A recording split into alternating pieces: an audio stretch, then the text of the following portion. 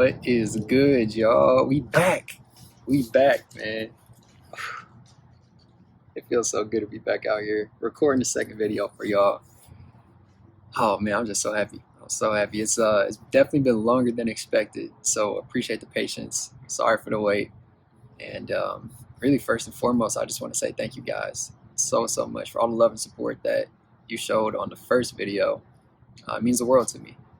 You know, jump in front of a camera like this, it definitely was like a leap of faith, and really wasn't sure how it was going to be received or how it would go. Of course, all those questions that come with, you know, jumping out and doing something for the first time, all the what ifs, and is it going to work? Is it going to be good? Whatever. All those kind of thoughts were definitely rolling through my head. So again, appreciate all the love and support. I'm going to keep these coming for y'all. Everything was positive, man. So again, appreciate all the positive feedback. Also looking for some critiques or criticisms if y'all got them. You know, just as much as I love the positive stuff, I'm also here to hear the negative feedback, and I want to improve in those areas as well. If there's something that you guys see that that I can improve on. So thank you either way, whether it's love or hate. I appreciate it. But we back. It's the second video. Thank you guys for joining me. And yeah, it's another life talk I'll be sharing with you guys today. And really the main goal is just to really do some self-reflection on this one, and in turn hopefully you can just improve your day-to-day life as a result. That's my main goal here, and I'm looking forward to it. Hope you guys enjoy. Let's get into it.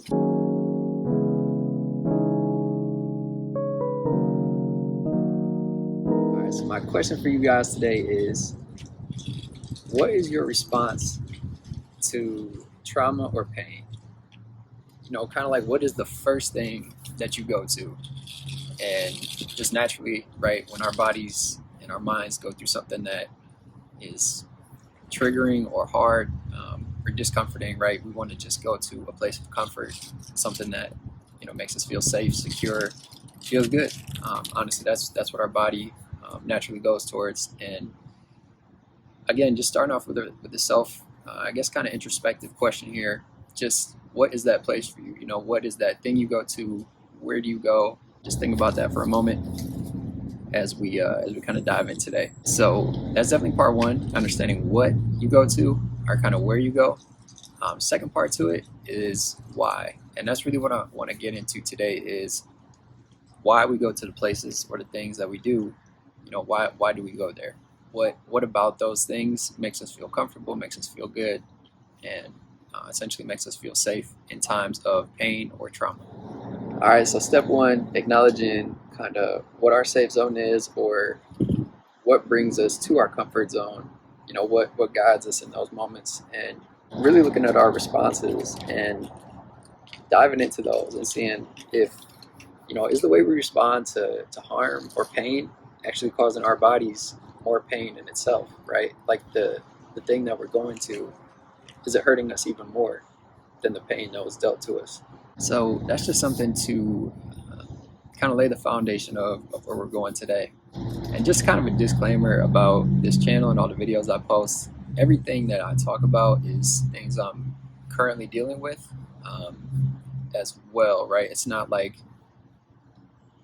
I'm not trying to just get on here and act like I know more than the average person, right? I just am sharing things that I'm learning and I'm experiencing, and things that kind of have helped me, and in turn I'm hoping can help you guys as well. So just keep that in mind. So some of my experiences from this past year that I've been dealing with, and honestly it's been a pretty eye-opening journey for me in terms of self-reflection, but there's really two main categories that I found myself not having necessarily control in and a healthy relationship with.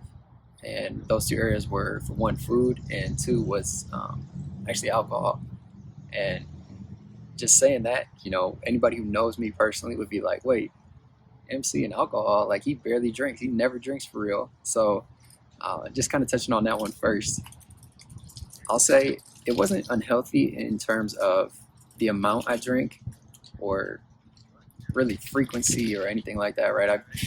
I mean, maybe once, twice a month, I would have a couple drinks, never like anything crazy. But I found myself, whenever I go through a period of very high stress or just like a lot of anxiety, I found myself craving that, right? I was like, oh man, like I just need something to just kind of like take the edge off, right? That's kind of a common saying, but um, just something to kind of like bring me a little bit more peace, right? Like I feel so anxious, my heart's just racing. I got so much on my mind. I'm just trying to chill, slow things down a little bit. Um, it'd be easy for me to like, all right, like let's go have a drink, like let's crack a bottle open, just kick it, relax. And to me, that's a sign of an unhealthy relationship. And that touches also in my relationship with food. Kind of the same concept, right? If I had a crazy busy day, long week, a lot on my plate, I'd be like, no pun intended. I'd be like, yo, like let's just grab a ton of food. Let's just kick back. Like it would just bring me so much happiness and so much joy to sit back and have a whole pizza right next to, a burger with a side of fries and like some chicken tenders. Like that to me,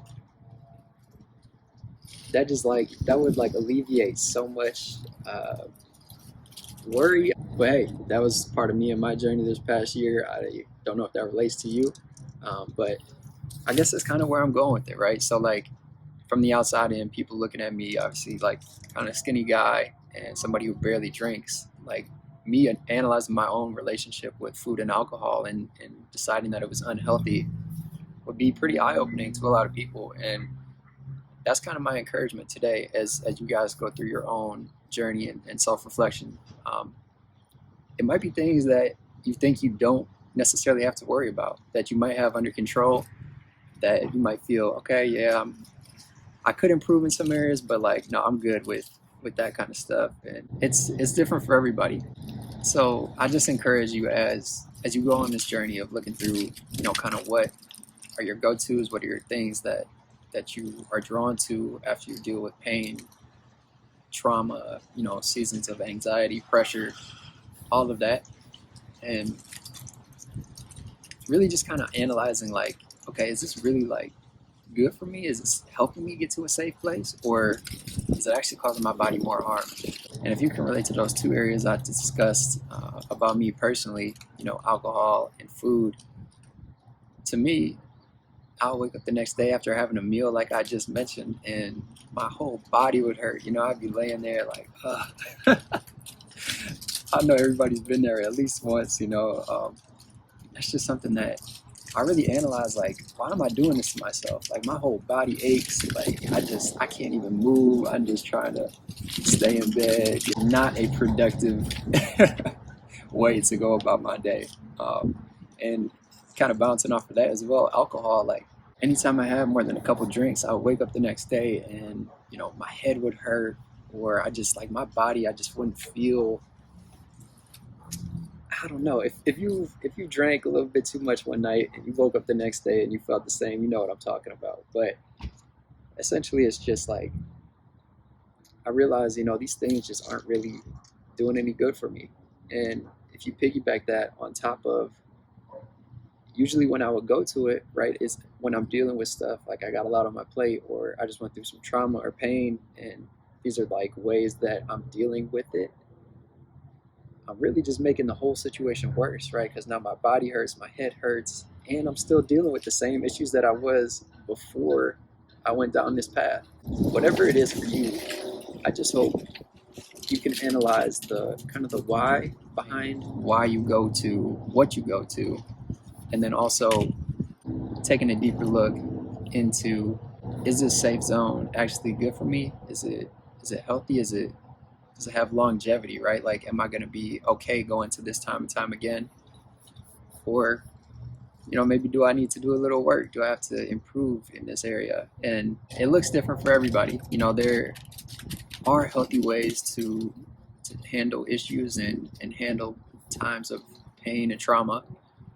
And that's all I'm encouraging you guys to kind of look at today.